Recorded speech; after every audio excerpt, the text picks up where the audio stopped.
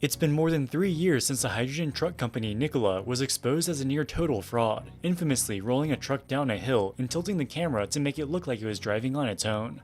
In October of 2022, founder and chairman Trevor Milton was convicted of securities fraud, and eventually sentenced to 4 years in prison. We've made 2 videos about Nikola in the past. All the way back in 2020, when the fraud was first exposed, we published a video going over the core allegations. This is one of the first videos we ever made. 2 years later, in 2022, we made a follow-up video stating our surprise that the company still had a $2 billion market cap, even after it had been proven to be a fraud. Today, it's almost 3 years later, and to our even greater surprise, the company has still not gone bankrupt. Its market cap of $810 million is a fraction of its peak, but it's nonetheless significant. Following Trevor Milton's conviction, Nikola has tried to turn the page on their troubled past and focus on executing on their business plan. To date, they have indeed sold about 200 electric trucks, and recently began deliveries of hydrogen fuel cell trucks. With that being said, they're still losing more than $600,000 for each truck they sell, and have been entirely dependent on dilutive equity raises to survive. They have also had problems with a number of their trucks spontaneously combusting. In this video, we'll look at what's happened at Nikola since our last video. Do they have any chance of a turnaround, or is it slowly marching on its way towards zero? After Nikola's fraud was exposed in 2020, the company was in crisis. Their stock price was tanking, and as they didn't have any revenue, their cash reserves were burning up fast. Over the next 3 years, the board went through 3 CEOs before the strategic direction of the company was finally decided. Back when Trevor Milton was running the company, the main selling point to investors was the company's supposedly groundbreaking hydrogen fuel cell technology. Unfortunately, this technology mostly didn't exist, and they were years away from mass producing a hydrogen truck. In addition to the hydrogen fuel cell trucks, Nikola was also working on a battery electric truck, as well as an electric pickup truck called the Badger, and an electric off-road military vehicle called the Reckless. They even announced they would make an electric jet ski called the WAV. We now know that most of these product announcements were little more than Trevor Milton's pipe dreams, designed to create excitement among retail investors and pump up the share price. The company never had the capabilities to finish these products, let alone mass produce them in the foreseeable future. By early 2021, Nikola announced it was canceling the Badger electric pickup truck as well as their off-road military vehicle and jet ski. This would allow them to focus their efforts on the battery electric semi-truck and eventually release a hydrogen fuel cell semi-truck once they figure out the technology. In December of 2021, Nikola delivered its first battery electric truck to a logistics company in California. In March of 2022, they began mass production at their factory in Arizona, which they said has the capability to eventually make 2,500 trucks per year.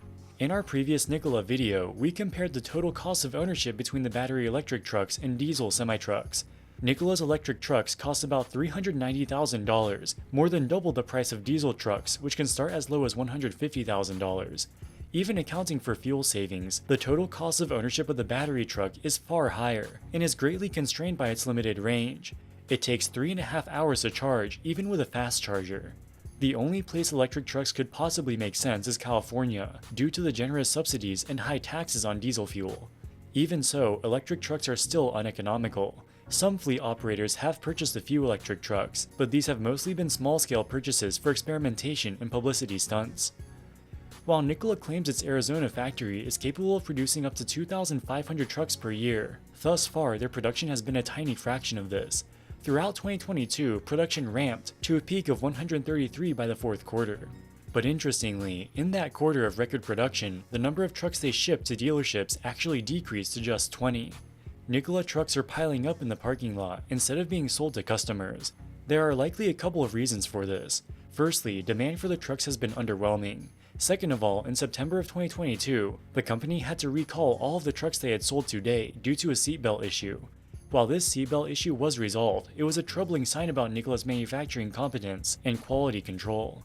In June of 2023, a Nikola electric truck caught fire in the parking lot, with the fire spreading and ultimately damaging 4 additional trucks parked nearby. That very same day, Nikola put out a tweet disclosing the incident to the public. Notably, they said that foul play is suspected, as a vehicle was seen in the area of the affected trucks just prior to the incident, and an investigation is underway. It's pretty incredible that they were able to suspect foul play within a few hours of the incident taking place. Just a couple weeks later, the fire department released a statement that there was no evidence of arson at the scene of the fire. As we now know, the cause of the fire was not foul play, and Nikola likely knew this from the beginning. Nikola sources the batteries for its trucks from a company called Romeo Power. Just like Nikola, Romeo Power went public via a SPAC in 2020. Romeo was about to go bankrupt, which would have been a disaster for Nikola. So in October of 2022, Nikola acquired them. As it turns out, since at least June of 2022, more than a year before the fire at Nikola's parking lot, Romeo's engineers had identified issues whereby in some cases the cells were corroded and would self-discharge. The green energy publication Electric contacted a former Romeo employee who recommended shutting down production of the batteries due to the safety concerns. But Romeo's then CEO decided to keep production going anyway. Due to Romeo's precarious financial condition, a cessation of production could risk bankruptcy. Allegedly, Nikola's leadership was also made aware of the issue, but they had already purchased millions of dollars worth of batteries and couldn't afford any further delays. If these reports are true, Nikola may have known the batteries were unsafe, but moved forward with them anyway. In August of 2023, a second Nikola truck caught fire. By this point, it became clear that both incidents were the result of problems in the battery packs, and were not the result of foul play. Nikola was forced to recall all 209 trucks they had delivered to date. In September, 2 more Nikola trucks caught fire in their parking lot, for a total of 4 combustion incidents. In August of 2023, shortly after the second fire and recall, Nikola CEO Michael Lohscheller resigned. The stated reason was a family health matter, but given the timing, one might make comparisons to rats and sinking ships. In November, the company estimated that it would cost $62 million to replace the batteries for the vehicles that were recalled. This has been financially disastrous for the company. Even before the recall, Nikola was hemorrhaging cash. Their gross margins have always been negative. For each truck they sell, it costs them hundreds of thousands, if not millions of dollars more to produce compared to the sale price. In the third quarter of 2023, they reported revenue of negative $1.7 million. They only sold 3 trucks that quarter. The cost of replacing the batteries on the trucks they recalled was greater than the warranty provisions they set aside. This unexpected warranty expense is deducted from revenue, leading to reported revenue being negative. Historically, Nikola has relied almost entirely on the equity markets to fund its mounting losses. Since the company went public in 2020, their number of shares outstanding has more than doubled, from less than 400 million to more than 1 billion. As their share price has now declined to penny stock levels, it may be difficult for them to continue funding their losses. Thus, by the end of 2023, the company was in a truly desperate situation. If they want to survive, they need to start turning things around quickly. In the fourth quarter of 2023, Nikola finally began mass-producing hydrogen trucks. They claim that during the quarter, they produced 42 hydrogen trucks and wholesaled 35 of them to dealerships. It's unclear how many have yet been purchased by end customers. While Nikola has not publicly disclosed pricing, it is believed that each truck will cost about $750,000. Even with government subsidies, it's hard to see how this could be commercially viable. Another problem is that in the vast majority of places, hydrogen charging infrastructure does not exist. Nikola plans to eventually create hydrogen refueling stations across California, and eventually nationwide. However, this will require many years and billions of dollars that Nikola doesn't have. In the meantime, they've created mobile refueling stations, which are basically giant compressed hydrogen tanks attached to the back of trucks. If you've watched our previous video about hydrogen, you'd know that compressed hydrogen is extremely flammable and combustions can be deadly. Given Nikola's previous track record, I wouldn't want to be within a 1-mile radius of one of their mobile refueling stations. But the main issue is economic viability. The total cost of ownership of diesel trucks is currently cheaper than battery electric trucks. Due to the high cost of hydrogen trucks are the most expensive of all. For a detailed breakdown of the cost comparison, check out our previous Nikola video, link in the description below. In the short to medium term, the only place where battery or hydrogen semi-trucks are likely to catch on is California. California recently introduced new rules where only zero-emission trucks will be allowed to receive permits to work at cargo ports. Diesel trucks which already have permits can continue to operate, but no new permits will be given. By 2035, all new semi-trucks sold in California will need to be zero-emission. A market for electric semi-trucks will develop eventually, at least in California, but competition will be fierce. Established truck companies, including Volvo and Daimler, already have electric trucks on the market. For example, Volvo has been selling electric trucks in the US since 2021.